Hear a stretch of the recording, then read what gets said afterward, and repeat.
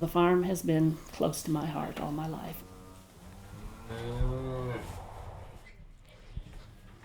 To me, a farm is just a good place to be.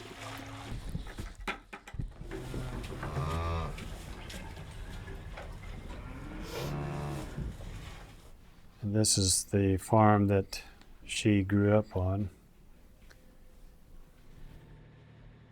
We've been here now for 18 years.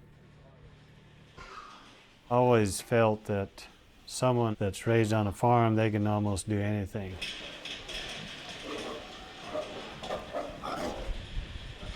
I just feel like this is a real good training place for young people.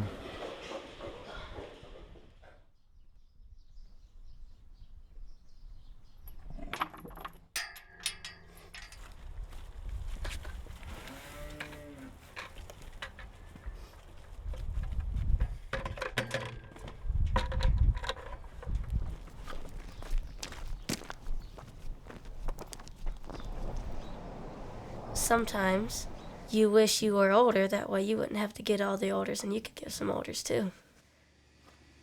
After I'm out of school, I plan on staying on the farm for at least a couple years. And then I want to go to college, and I really do not know exactly what I want to do yet, but I'm hoping maybe scientist of some sort.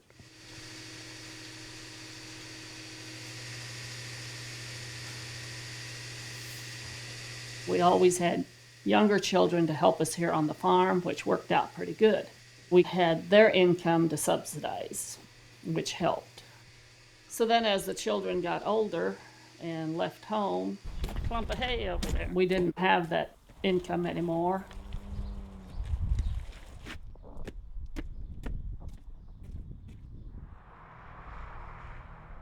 Last year was horrible. The milk prices were lower than they've almost ever been, I think. And so when you figure the price of gas, food, equipment, repairs, and all that, you just don't make it in a year like that. I work at another job for Colonial Oil for a little over a year now, just for some more income.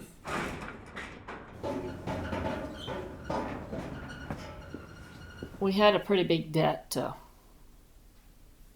we have a pretty big debt to undo. Kevin had graduated from high school, so he was here to sort of take on the farming responsibilities. It's what I like to do.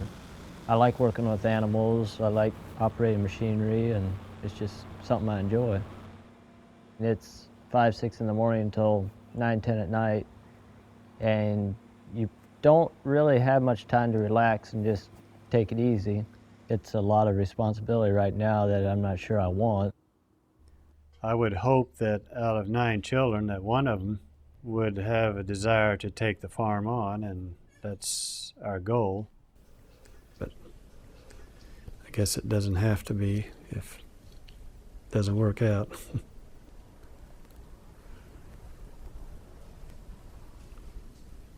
So. It's something each generation strives to improve, to let a farm go that my grandparents have struggled to build, my parents have struggled to build. It just don't seem right. I'm not ready for it now, but if it would come to the point where we'd either let it go or I would keep going, I'd probably try to keep it going, even though I don't think I'm ready for it. It's just I don't know if I want to let it go. You know, we're trying to do what we can to keep things going here.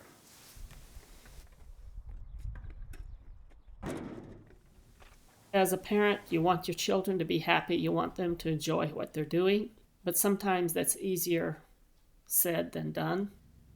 I really don't know how my feelings would be if it wouldn't work out. It's close to my heart. It would be difficult, but you know, life isn't all easy. You want to take it however it comes.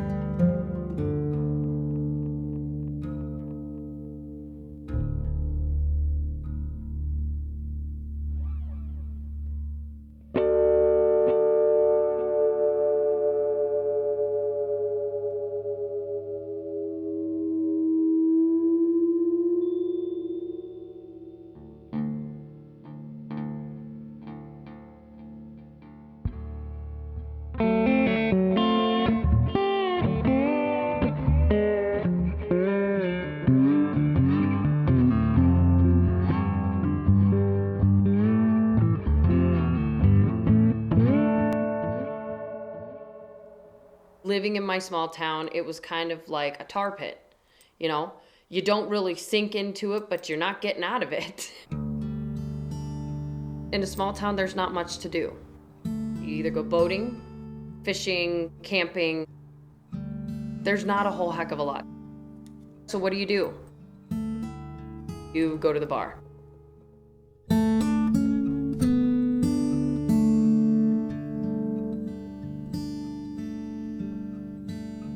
If the bars disappeared, I think the town would kind of just fizzle out. And I spent every single night up there. You always have the same crowd. That was just the place where everybody was. I started becoming the person I never wanted to be, and that was that bar fly. The girl that everybody was like, she had so much potential. Now what's happened to her? When I had separated from my ex-husband, the stress was so bad, I couldn't handle it. I just mentally wanted to check out. There's only 3 things you can do in Iowa: drink, do drugs, or have sex. In my small town, they would condemn me to hell. That's not Christian.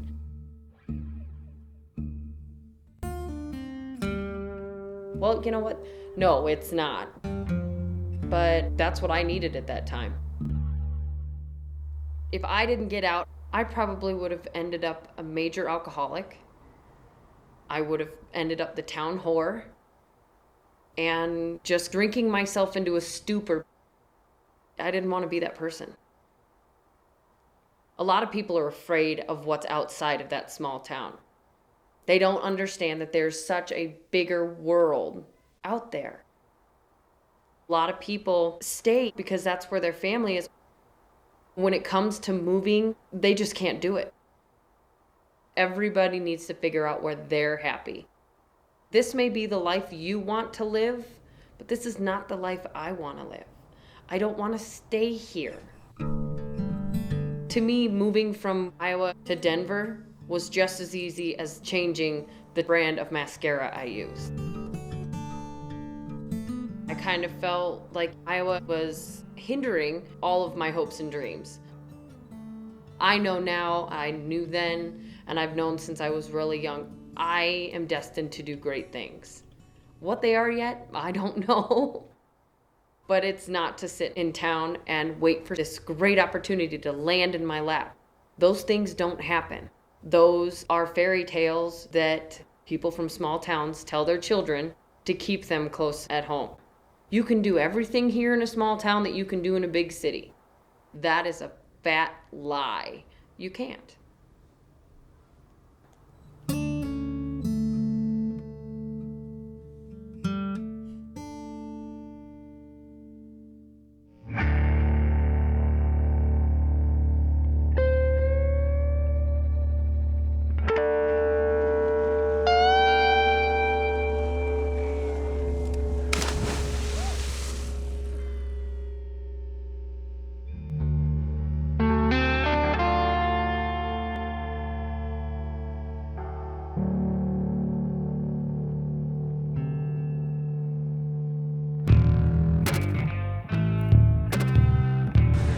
Hell yes, I love Iowa.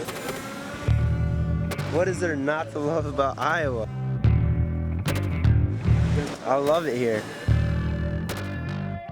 Iowa seriously has the nicest people in the entire country.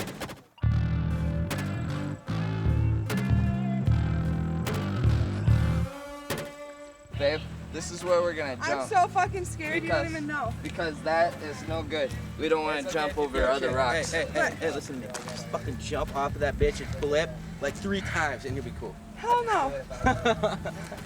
Just jump off of that fucker. Just jump outwards. That's the only thing. Oh God. There you go! Yeah! Holy shit! Do it! Dude, Zach, in my opinion, smoking pot's alright, but fucking dude, you start fucking dropping cranks, smoking that shit. Okay, Chad, listen though. Banging that shit, dude, no.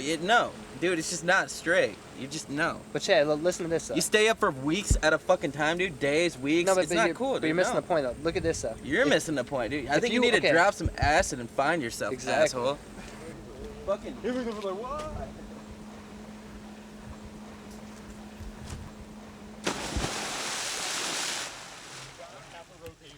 Ow! That fucking hurt. Careful, don't cut yourself. I'm gonna try this shit. Yeah, put it up. Put it up to your mouth first. Crack it up and slam that Do bitch. this standing.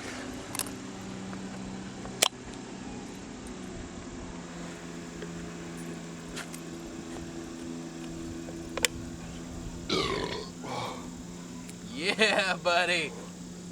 I am all that is man. That's what you say. I am all that is man. Yeah, there you That's go. what I say. Yeah. Right now, do it, Chad. Do it. You gotta go. You gotta go first. Fine. Fuck it.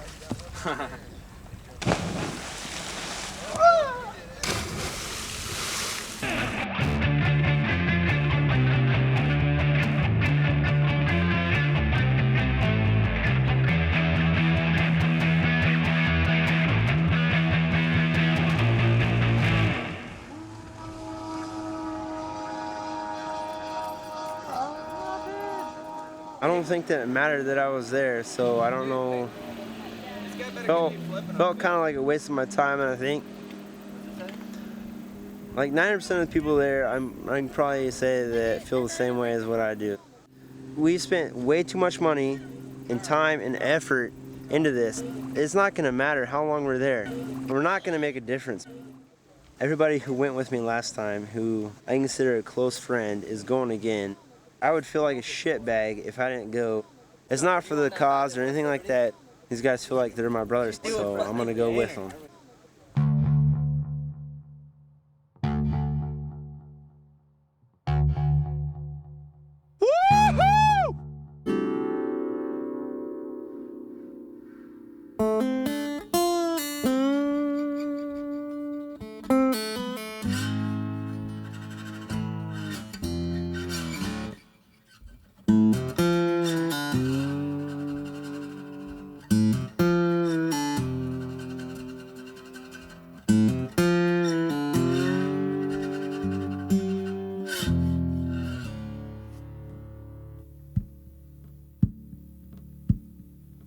I know in Iowa, every small town has had a lot of Hispanics coming into it.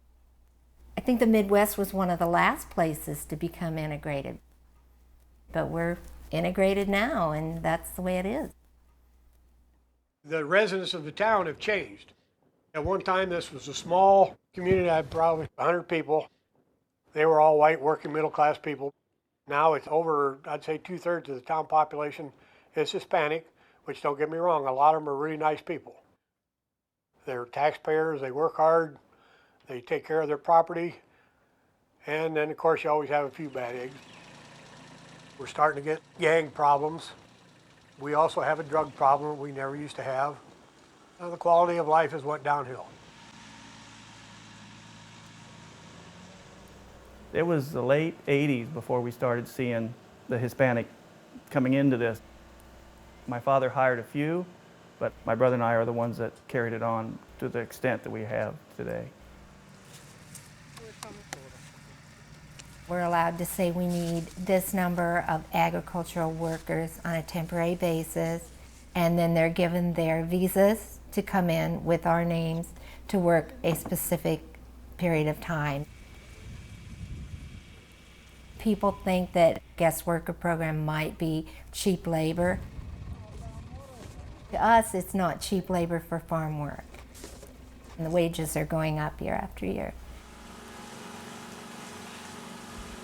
If he has 1,200 here next year, that's 3 times our local population. We can't handle it. We don't have the law enforcement.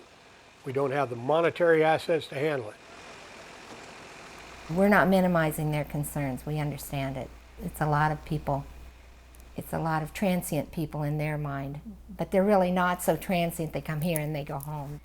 It's very hard work. You're bent over all day long, it's hot, and the Hispanic workers know exactly what needs to be picked, and it works real well. I've known Mr. Bell for a lot of years, and Mr. Bell is Mr. Bell. He's in there to make a profit, which I don't blame him. He has to make a living too, but he's putting an unfunded mandate on the community. We can't afford it. It used to be there were so many farms, and there were kids on those farms that wanted summer jobs. And that used to be who did this work. And you can't find very many farm kids anymore, period. There just aren't a lot of them. The kids around here quit doing that because they tried to run them 10, 12, 14 hours a day.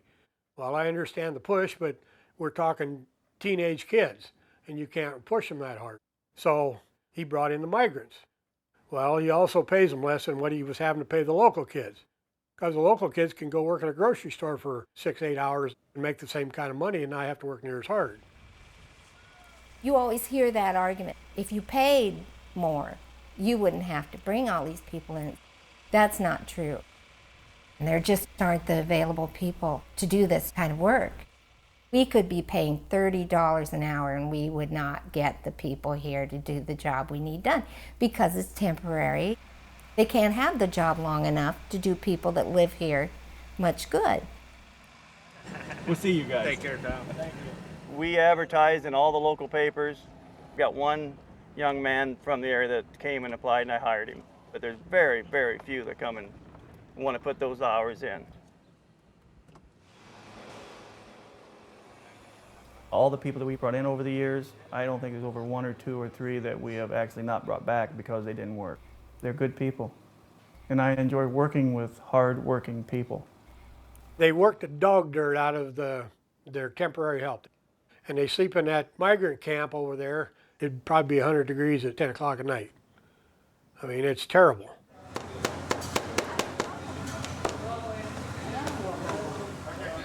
We feel a responsibility to them. We couldn't get our jobs done without them. We appreciate what they do for us. We hope it's good for them. They're good for us. Some people feel that if you say no about anything, that makes you a racist. Well, I'm sorry. That isn't true. If you can't have an opinion, then you might as well be in Soviet Russia. I feel that the people in this community have a right to have their say in what becomes of their community. If somebody else doesn't like it, too bad.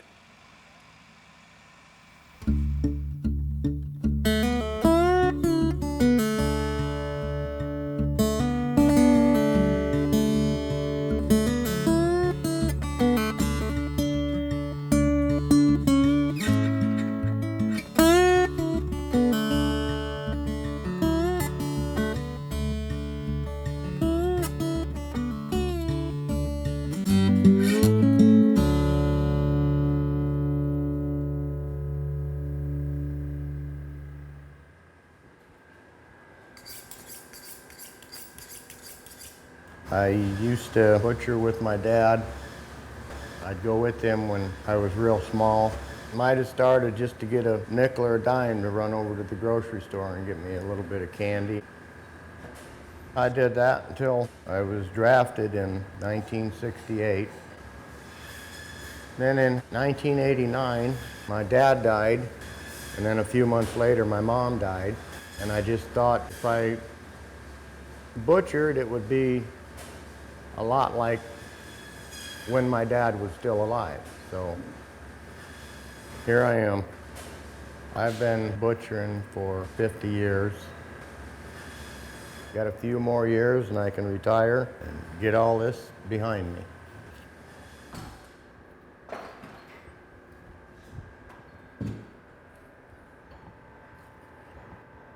This place hasn't changed a bit. It looked just like this when I butchered here 30 years ago.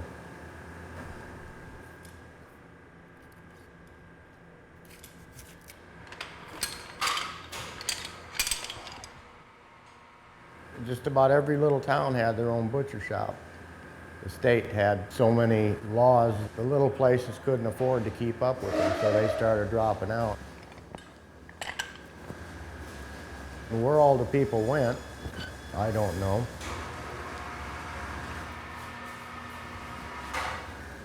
I make $20 a head for beef, $11 a head for a hog. Seems like nobody's making any money, but you go buy a $12 T-bone, somebody's making money somewhere. You can't depend on a certain number of head in a week. I might make 80 bucks one week and 500 the next. The costs keep going up, but your wages always stay the same.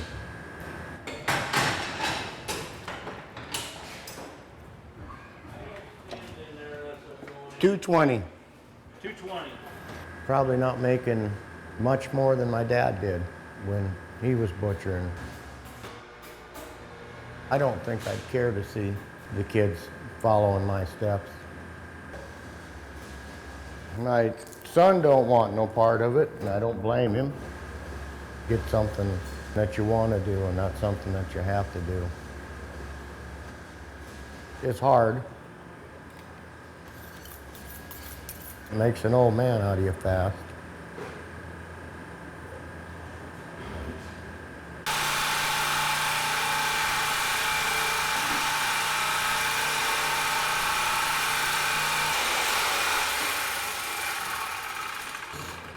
Sometimes it kind of gets to me. Sometimes I wonder if I have the right to kill an animal. Somebody's got to butcher these livestock for the farmers. Somebody's always going to have to be doing that. I try and kill them as humanely as I can with one shot, but sometimes it doesn't always happen.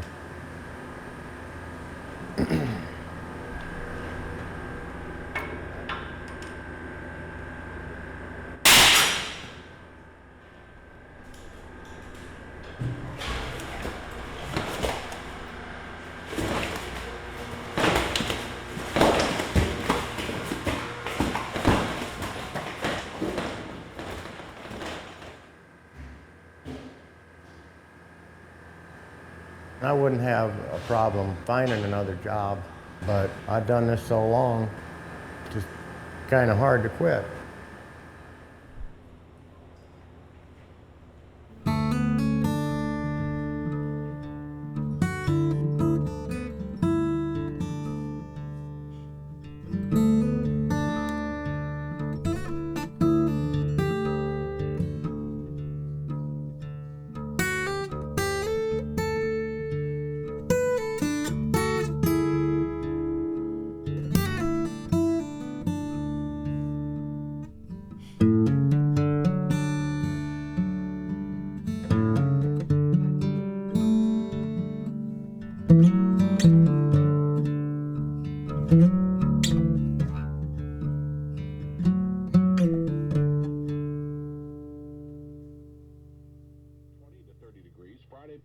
cloudy.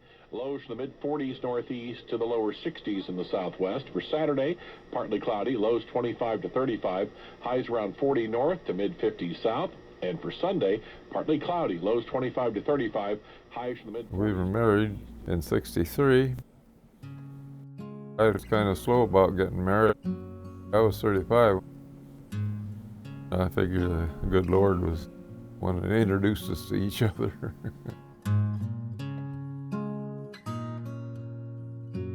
On the 4th of July, my wife and I used to back the car in up in the front yard, and we could see the fireworks.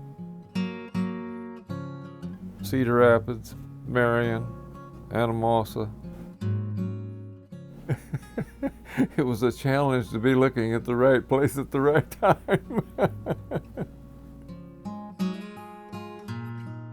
We spent our life together. We were one, a pair, I guess. If I told her I was going to go out and do chores, she would say, "Oh, and leave me here alone." But if I would say, "I'm going to go out and turn on the water, I'll be right back," I'd get away with it.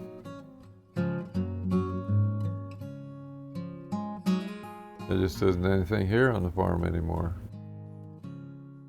You're far better off to have a profession in town that paid a respectable wage. Still farming today to have enough income to exist. When the few of us that were family farmers are gone, that's going to be it.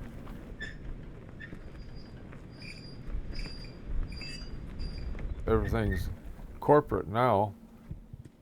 The chemical companies are in control. We don't think of the soil having living elements, but when they put insecticide on the soil, it kills everything off. The amino acids that are genetically altered out of our food is the reason I say that we're starving to death on a full stomach. We have plenty of food, but the nutritional value is just not there. Alzheimer's, it's a nutritional problem.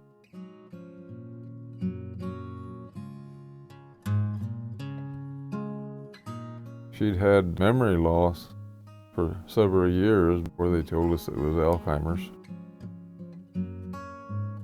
I think of it as an ailment, not a disease. And it's a real cruel ailment. There isn't anything that can heal once the damage has been done. She wanted to be at home, so I took care of her at home. I'd do it again.